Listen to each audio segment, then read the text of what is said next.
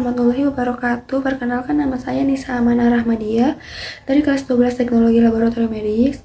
Izin mempresentasikan hasil penelitian saya selama menjalani praktik kerja lapangan di Laboratorium Klinik Diagnos. Sebelum memulai presentasi ini, saya ingin mengucapkan banyak-banyak terima kasih kepada Bapak Sarjito SSIMK selaku Ketua Yayasan SMKS Sains Medika Kota Serang dan juga pembimbing materi 1. Kepada almarhum Bapak Nova Setiawan SPD selaku pembimbing teknik 1, kepada Bapak Hidariawan SPD selaku Kepala Sekolah SMKS Sains Medika Kota Serang, kepada Ibu Fitdiayanti Nanda AMDK selaku pembimbing materi 2 yang telah meluangkan waktunya untuk memberikan bantuan dan juga memberikan arahan dalam menyelesaikan karya tulis ini, kepada Ibu Khairutunisa SPD selaku pembimbing teknik 2 yang telah meluangkan waktunya untuk memberikan arahan dan juga memberikan bantuan dalam penulisan karya tulis ini, dan juga kepada orang-orang yang telah memberikan dukungan dan juga bantuan baik secara langsung ataupun tidak langsung. Judul karya tulis yang saya ambil adalah gambaran hasil kadar hemoglobin pada pasien medical check up di Laboratorium Klinik Diagnos. Adapun rumusan masalahnya adalah bagaimana gambaran hasil kadar hemoglobin pada pasien medical check up di Laboratorium Klinik Diagnos, dan memiliki tujuan untuk mengetahui gambaran kadar hemoglobin pada pasien medical check up dan memiliki dua manfaat. Bagi peneliti untuk menambah ilmu pengetahuan tentang memahami gambaran kadar hemoglobin pada pasien medical check up di Laboratorium Klinik Diagnos. Untuk sekolah itu untuk menambah referensi bagi peneliti selanjutnya dalam memahami tentang gambaran hasil kadar hemoglobin pada pasien medical check up. Yang pertama-tama hal ingin saya bahas adalah definisi medical check up. Apa sih medical check up itu? Medical check up merupakan salah satu cara mendeteksi dini penyakit bagi karyawan industri yang selama ini sudah banyak dilakukan oleh instansi ataupun perusahaan.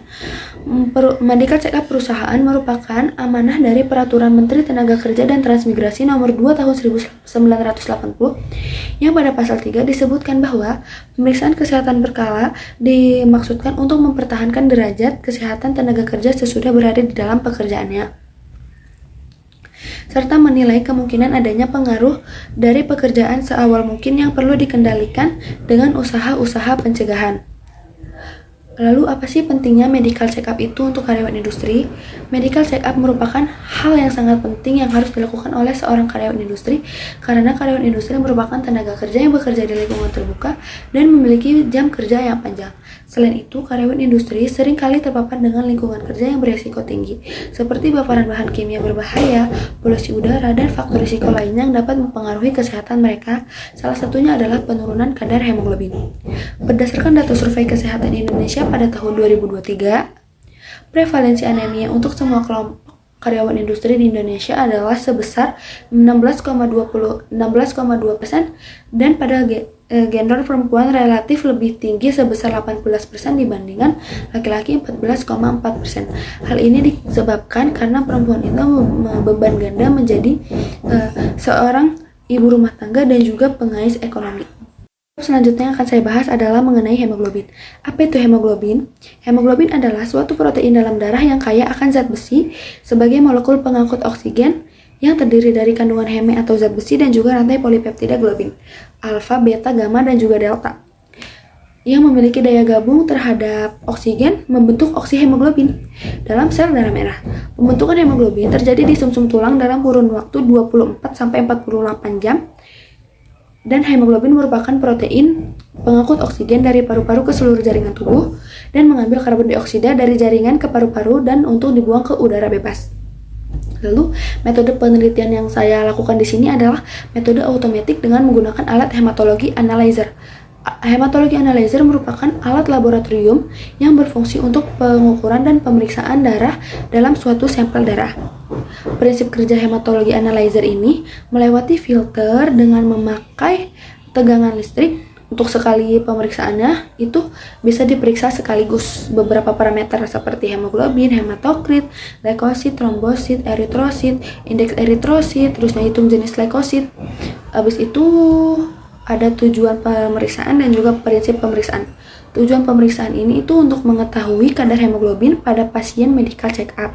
Sedangkan prinsip pemeriksaannya itu pemeriksaan hemoglobin dengan hematologi analyzer menggunakan Sysmex XP100 dilakukan dengan cara memasukkan darah berisi antikoagulan EDTA yang sudah dihomogenkan ke dalam aspiration probe, dan metode ini tuh memiliki prinsip yaitu metode deteksi berdasarkan tinggi pulsa eritrosit atau yang biasa disebut dengan cumulative pulse H detection method, di mana perhitungan jumlah dan ukuran sel dengan cara mengukur perubahan tekanan listrik yang diakibatkan oleh sel sewaktu melalui celah yang sempit kemudian dideteksi oleh alat sensor. Alat dan bahan yang digunakan dalam pemeriksaan ini itu ada tabung EDTA, sampel darah vena, hematologi analyzer Sysmex XP100, sepuit, tourniquet, dan juga mikropor. Cara kerjanya itu, pertama, lakukan plebotomi pada pasien, lalu masukkan darah tersebut ke dalam tabung tutup ungu yang berisi antikoagulan EDTA atau yang bisa disebut dengan etilen diamin tetraasetik asid. Terus, homogenisasikan darah dengan baik dan benar. Itu biasanya membentuk lapan atau ke atas bawah gitu. Tekan tombol nomor sampel pada layar untuk memasukkan nomor identitas sampel. Habis itu buka tutup tabung dan letakkan tabung di bawah aspiration probe. Pastikan ujung probe-nya itu menyentuh dasar tabung supaya darahnya nggak menghisap udara. Setelah itu tekan tombol start untuk memulai proses. Habis itu setelah terdengar bunyi 2 kali beep muncul di layar dan si itunya turun, range cap-nya turun, tabung sampel dapat diambil dengan cara menurunkan tabung dari bawah probe. Habis itu hasil analisisnya akan secara otomatis tercetak di kertas printer. Nih, berikut hasil penelitian dari 30 pasien yang melakukan medical check up. Dalam rentang usia 18-32 tahun, terdapat Tuan HW yang memiliki kadar hemoglobin di atas batas normal. Terus ada Tuan TP yang memiliki kadar hemoglobin di bawah batas normal dan juga Nyonya MI yang memiliki kadar hemoglobin di bawah batas normal. Dalam rentang usia 18-32 tahun terdapat 1 pasien yang di atas batas normal dan 2 pasien di bawah batas normal. Lalu dalam rentang usia 32-54 tahun terdapat Nyonya NU yang memiliki kadar hemoglobin di bawah batas normal, Nyonya RO di bawah batas normal, dan juga ada Nyonya SA yang berada di bawah batas normal. Lalu seperti ini pembahasannya. Dari 30 pasien yang melakukan medical check up dalam rentang usia 18-32 tahun terdapat 1 pasien yang memiliki kadar hemoglobin di atas batas normal dan 2 pasien yang memiliki kadar hemoglobin di bawah batas normal. Seperti yang saya sebutkan tadi, sedangkan dalam rentang usia 32-54 tahun terdapat 3 pasien yang memiliki kadar hemoglobin di bawah batas normal. Penyakit anemia seringkali terjadi pada kelompok usia yang lebih tua karena kadar hemoglobin cenderung menurun seiring bertambahnya usia. Sesuai dengan konsep patofisiologis, penyakit yang mendasari anemia pada usia yang lebih tua biasanya itu disebabkan oleh defisiensi zat besi, folat, dan vitamin B12. Sedangkan menurut jenis kelaminnya itu, pasien wanita yang melakukan medical check up kan ada 13 pasien. 4 pasiennya memiliki kadar hemoglobin yang rendah dan 9 pasiennya memiliki kadar hemoglobin yang normal. Laki-laki sebanyak 17 pasien, 1 pasien memiliki kadar hemoglobin tinggi, 1 pasien memiliki kadar hemoglobin rendah, dan lainnya memiliki kadar hemoglobin yang normal. Perempuan itu cenderung memiliki kadar hemoglobin yang lebih rendah dibandingkan dengan laki-laki. Hal ini tuh disebabkan karena perempuan itu mengalami siklus menstruasi setiap bulannya. Perempuan kehilangan zat besi sekitar kurang lebih 1,3 mg per hari yang dapat berkontribusi dalam penurunan kadar hemoglobin. Berikut hasil dokumentasi saya selama praktik kerja lapangan di laboratorium klinik diagnos.